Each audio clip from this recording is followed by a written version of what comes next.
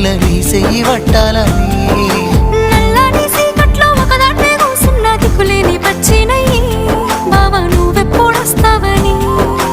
ఏళ్ళైపోతుంది పిల్ల ఎన్నెలొచ్చింది మన బతుకులా ఏలైపోతుంది పిల్ల ఏలు వట్టంగా వస్తున్నాయా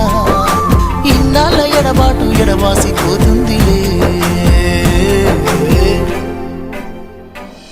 ఈ సీనయ్య గుంటున్నదే